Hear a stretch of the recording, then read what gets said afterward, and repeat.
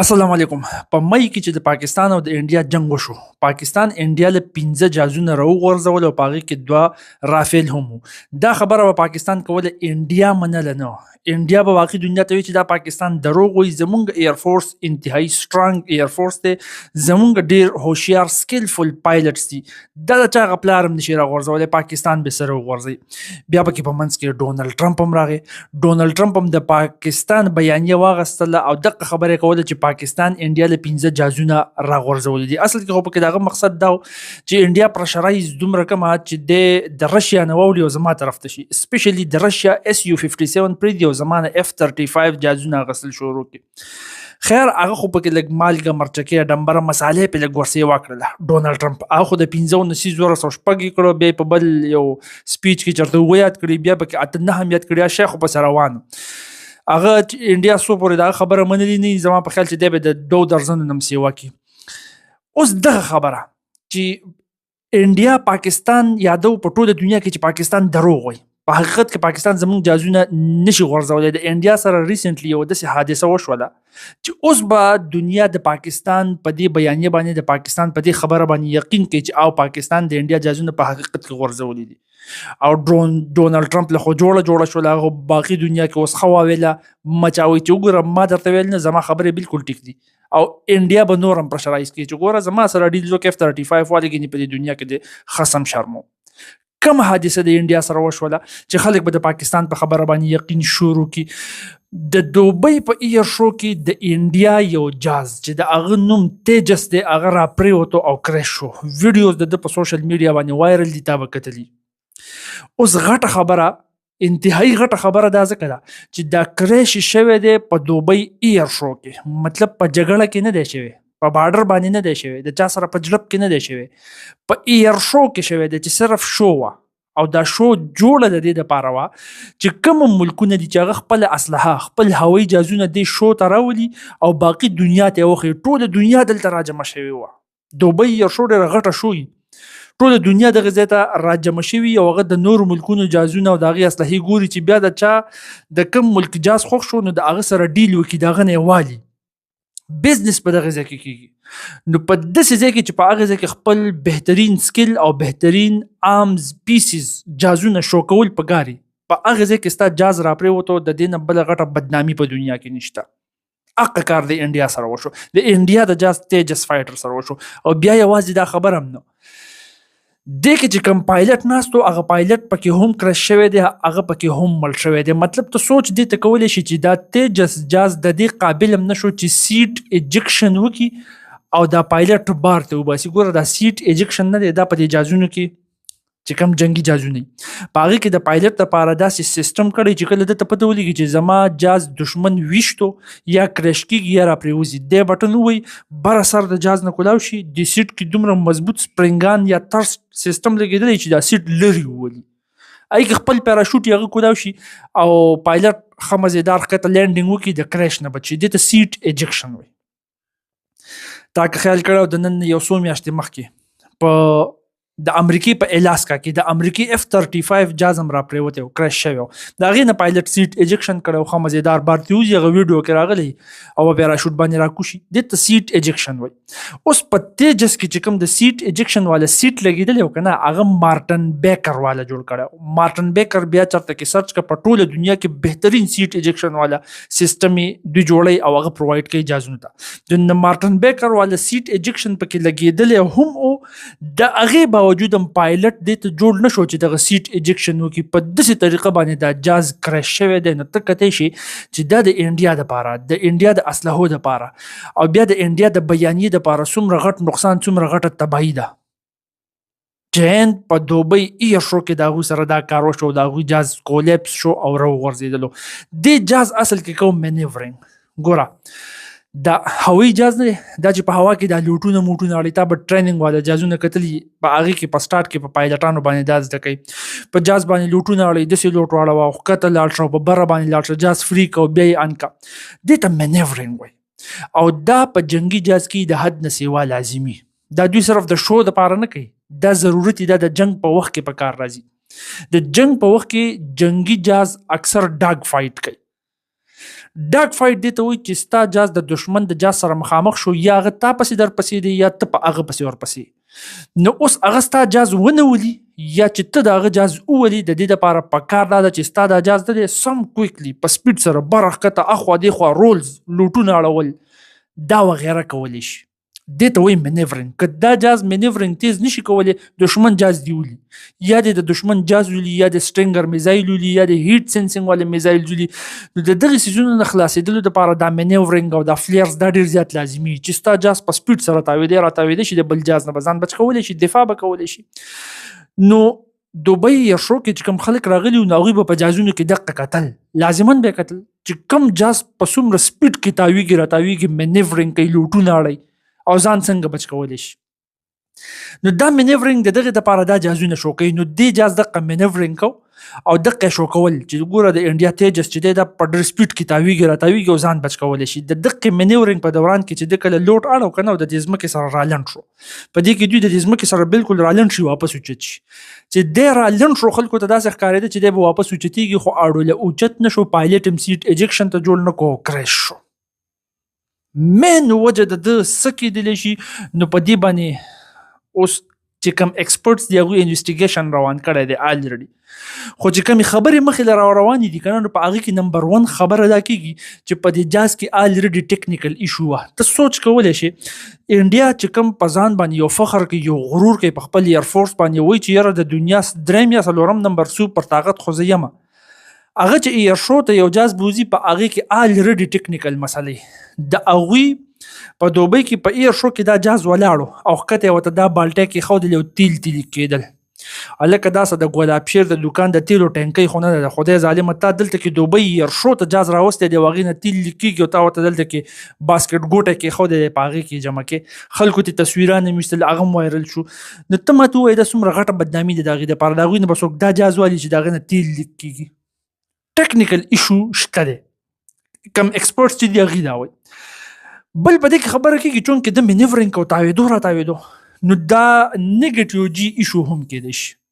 نیګیټیو جي نه دی، دا په ایویشن کې یو ټرم دی. د دې مطلب څه دی؟ ګوره، جي مطلب دی ګریویټیشنل فورس.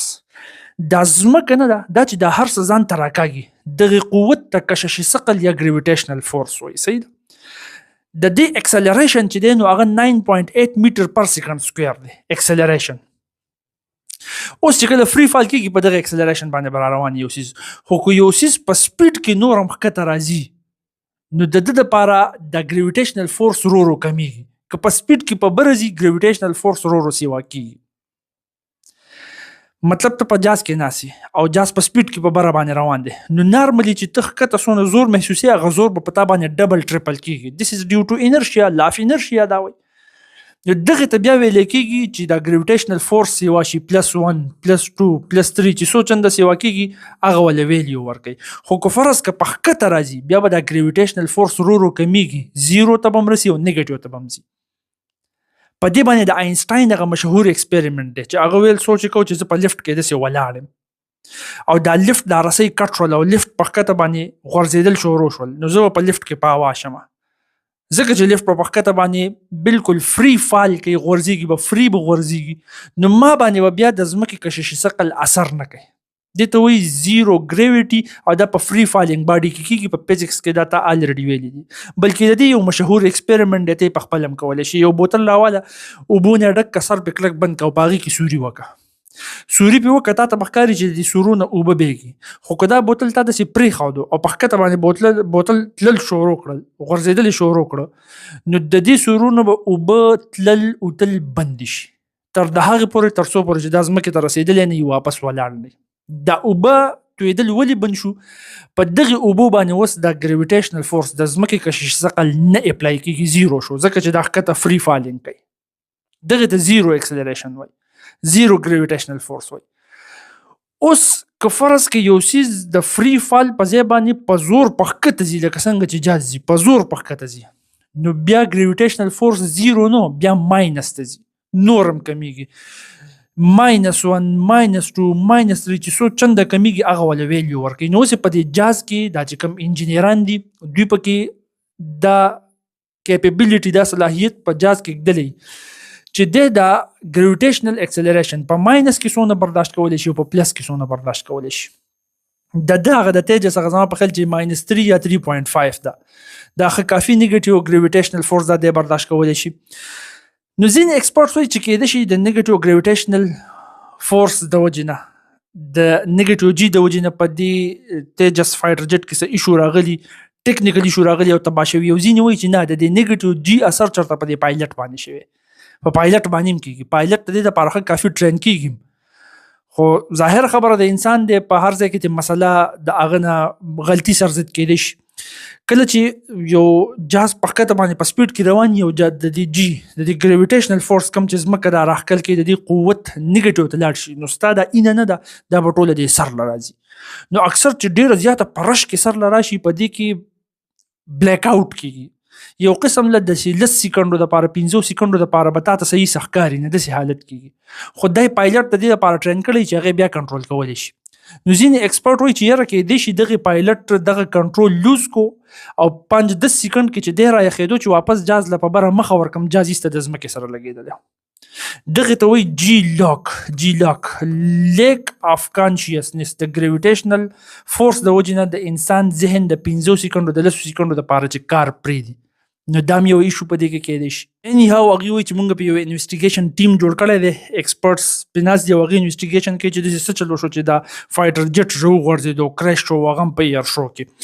اوس سوال تا ته دا پکار دی چې یاره انډیا دومره خراب جاز ولې ایر شو ته راوستو؟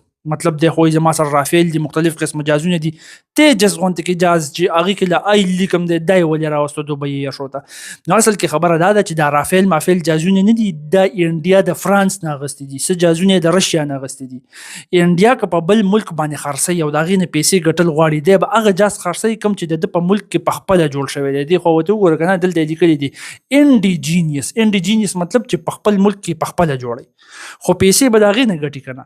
نو دقه د خپل ملک جوړ جاز د دې دپاره بوتلی او چې دلته کې خلک ویني او بیا خلک وایي چې او د انډیا یو فایټر جیټ دی او ډېر د کمال لیول جنګي لړاکو جاز دی، لړاکو تیاره ده، دا به موږ د ده نه الو. نو انډیا وایي چې ما باید دې نه پیسې ګټلی وی. نو دا د ده خپل کورنی جوړ جاز دی، په دې وجه باندې دا بوتلی و چې د ده مارکیټینګ وشي او دا خرڅ شي. اوس په ده کې خپل انجن نه دی لګېدلی. د دې دپاره انډیا د خپل انجن یو کمپین هم شروع کړی دی، کیوري انجن ورته وایي. د هغې دپاره دوی څه چنده مندم کوي چې یاره دا انجن موږ خپل جوړ کړو، خو انجن جوړول دونه آسان کار نه دی. نه پاکستان د اوسه پورې جوړ کړی دی، نه انډیا جوړ کړی دی. چاینا، رشیا دا پاورفل ملکونه چې دي دوی خپلې انجن یې جوړې کړي دي. خپل انجن پکې نشته، خو امریکا ولې انجن ورکوي. اوس تا ته ما ووي که نه، د امریکې او د انډیا چې دغه دفاع معاهده وشوله او د 93 ملیون ډالرو اسلحه انډیا له ورکوله چې په هغې کې ایکسکیلیبر او جیویلین انټي ټینک میزایل دا وغیره موجودو. په هغې کې ورته د انجن ویلي دي چې ستا د تیجس جازونو دپاره به زه تاله انجن درکړم. نو الریډي د تیجس د جازونو دپاره چې امریکا کوم انجن دله ورکوي، هغه د هغې تیجس جازونو نوم غورځېدلی دی، راپرېوتو. د هغې ډیل به د دوی ته څه فایده وشي یا به ونه شي، به مخکې کتلی کېږي. خو نقصان دوی ته د ټولو نه غټ دا وشو چې د دوی د دې کرش د وجې نه به د انډیا د جاز د کرش د وجې نه به د انډیا دشمن کم چې پاکستان دی، د ده فایټر جټ د هغې سیل د هغې مارکیټ دا به های کېږي چې د هغې نه پاکستان ته غټه فایده ده. الریډي په دقې دوبۍ ایر شو کې موږ وکتل چې JF17 تنډر چې هغه الریډي په دنیا کې خپل یو نوم کړی دی، پاکستاني جاز دی. مخکې به چاینا او پاکستان په شریکه جوړو، اوس یې تقریبا ښه کافي حده پورې پاکستان په خپله جوړی. جاز په خپله جوړی، خو انجن د ده خپل نشته. څه سامانونه د چاینا نه مخلي او انجن چې دی پکې رشین انجن استعمالي، RD93 ورته وایي، هغه پکې استعمالي. په کار پاکستان ته دا دی چې په خپل ډیفنس ریسرچ کې سټرانګ ځان دونه کې چې خپل انجن جوړ کړي. څنګه چې په انډیا کم از کم تګودو خو راغستې جوړ کړی نه دی، خو تګودو یې راغستې چې داسې تګودو دوی هم راوالي. په JF17 تنډر کې رشین انجن لګېدلی، باقي جاز جوړی. اوس دې ټایم کې پاکستان په خپله د دغې جاز په دنیا کې یو نوم دی. په دوبۍ یا شو کې موس په داسې طریقه باندې خپل سکیلز وښودل، خپل کیپبلیټیز خپل صلاحیتونه داسې وښودل چې الریډي د دنیا د توجه مرکز وګرځېدو په دوبۍ ایئر شو کې، او چې کوم دوستان ممالک هغوی د پاکستان سره ایم او یوز باقاعده ساین کړل چې یاره زمونږ د JF17 ټنډر په کار دی، دا زمونږ په دفاع کې زمونږ په ایئر فورس سټرانګ کولو کې مونږ له ډېر غټ مدد راکوي. ته اندازه د دې نه ولګوه چې د دې JF17 د ټنډر د نوم د دنیا دومره متاثره ده چې د دشمنان کوم چې انډین ایر فورس دی هغوی په خپله راغلي دي. دا تصویران به تا کتلي په سوشل میډیا باندې وایرل دي. هغوی راغلي دي د JF17 ټنډر د پاکستاني جاز سره تصویران وباسي چې هلکه دا هغه JF17 ټنډر دی، راشه تصویر ورسره وباسه. انډین ایر فورس ورسره تصویر وباسي. د دې نه ته د دې جاز د کریډیبلیټي د سټیټس د امیج د دنیا په د خلکو په ذهنونو کې د هغوی په نفسیات کې چې څنګه جوړ شوی دی د هغې اندازه ته لګولی شي. نو اوس د هغې نه بعد چې د کوم دشمن فایټر جټ دی، مطلب د دشمن د ملک فایټر جټ دی تیجس، هغه را پریوزي، د هغې باندې چې د ځینې څه ناسه خلکو اعتبار یې هغه هم راوچتېږي، د هغوی به هم ټوله توجه JF17 ټنډر ته راځي او په دې ترو باندې به د پاکستان JF17 ټنډر یو بیل نوم په بیل لیول باندې جوړ کړي او د هغې مارکیټینګ به هم د حد نه سیوا کېږي. دا د ټولو نه غټه فایده د پاکستان ته. اوس که دا تیجس فایټر جټ او دا JF17 ټنډر دا مونږ د یو بل سره لږ کمپیر کو، دی خو وګوره دا تیجس فایټر جټ دی د انډیا والا، دا د پاکستان JF17 ټنډر دی. 4.5 جنریشن دی غالبا دا دوانه، صحیح شو، سنگل انجن ملټي رول فایټر جټس دي. دا د پاکستان ایروناټیکل کمپلیکس جوړي او دا هندوستان ایروناټکس لیمیټډ جوړي. اوس که د دې دوانو ته سپیډ ته وګورې که نه نو هغه یو شانته دی. 1.6 میک سپیډ د دم دی، 1.6 میک سپیډ د دم دی، مطلب د اواز د سپیډ نه لږ غونډه کې سیوا تیز تلی شي، سوپرسونیک سپیډ دی. کمبیټ ریډیس که ته JF17 والا وګورې د پاکستاني جاز نو دی د 1450 کیلومیټره پورې ګیر چاپیره دی جګړه کولی شي، دې ته کمبیټ ریډیس وایي. 1450 کیلومیټره دقه د کمبیټ ریډیس اندازه چې ته کله د تیجس فایټر جټ د انډیا د جاز ولګې نو هغه صرف 1500 کیلومیټره دی. اوس داسې پکې بلا شی فیچرز دي ټول ما نه دي لیکلي، دا مې صرف محض د دې دپاره لیکلي دي چې ستا ته لږ یوه آیډیا کلیر شي چې تقریبا دواړه په ډغره کې دي، په څه ناسه ځایونو کې دی مخکې دی او په څه ناسه ځایونو کې دی مخکې دی. خو که اوورالي بیا ته کمپیر کې JF17 ټنډر ته ښه کافي مخکې دی، لکه دې ځایونو ته وګوره. او د دې باوجود چې JF17 ټنډر ته ښه کافي مخکې دی، په دوبۍ ایئر شو کې داسې په مختلفو ځایونو کې ښه پرفارمنسز هم شو کړو او د هغې وجه یوازې جاز نه پایلټان هم دي، د پاکستان پایلټان ټریننګ ښه کافي سټرانګ اخلي بنسبت د انډین پایلټس، د هغې پایلټس دونه ټرین نه دي. دغه هم پکې یو میجر ډفرنس دی. اوس د دې ټولو باوجود که ته وګورې که نه نو د JF17 ټنډر چې کوم کاسټ راځي، ټوټل قیمت راځي، نو هغه د 25 میلیون ډالرو نه راواله تقریبا د 15 میلیون ډالرو پورې یو یونټ دی، صحیح شو، یو جاز تا ته میلاویږي. جبکې دغه طرف ته که ته تیجس فایټر جټ وګورې چې هغه د ده سره یا خو په ډغره کې راځي یا ترې لږ غونډې کې کم راځي، د هغه قیمت د ده نه الټه های دی، د 45 میلیون ډالرو نه راواله د 55 میلیون ډالرو پورې دی د قیمت. اوس ته ماته ووایه چې ملکونه دا ویني چې یاره د فیچرز او د فیچرز تقریبا یو شانتي کې دي، لا دی په څه ناسه په بره باندې راځي او په قیمت کې دی کوم هغه سیوا میلاویږي. نو څوک قمقلان دي چې هغه دي خلک به ټول دي او بیا د هغې د پاسه په دوبۍ ایئر شو غونډه کې ایونټ کې دا جاز کریش کېږي د خلکو په مخ کې او دا پکې بهترین پرفارمنس شو کوي. نو دا پاکستان له خل لیوریج ورکوي چې د مارکیټینګ ښه سیوا وشي او خو کافي JF17 ټنډر خرڅ کړي. اگه ته وګورې که نه الریډي که ته وګورې د انډیا نه چا اخیستل لا نه دي کړي. یو ارمینیا ورته صرف ویلي چې مونږ پکې انټرسټډ یو، مونږ یې اخلو تیجس فایټر جټ د انډیا نه، خو هغوی هم لا اخیستی نه دی، دا د انډیا نه چا هم نه دی اخیستی. جبکې دا که ته وګورې JF17 ټنډر دا میانمار اخیستی دي، دا نایجیریا اخیستی دي، دا اذربایجان اخیستی دي، داسې اوس په دې دوبۍ ایئر شو کې نور ملکونو ایم او یو ساین کړه چې مونږ JF17 ټنډر اخلو. نو لہذا دا د انډیا دا حادثه یو د انډیا هغه خبره چې هغه پاکستان یادوي چې دا دروغ دي، هغه ثابتوي چې انډیا په خپله دروغ ده. د انډیا ایر فورس دونه سټرانګ نه دی، نه پایلټان دونه سټرانګ دي، نه جهازونه دونه سټرانګ دي.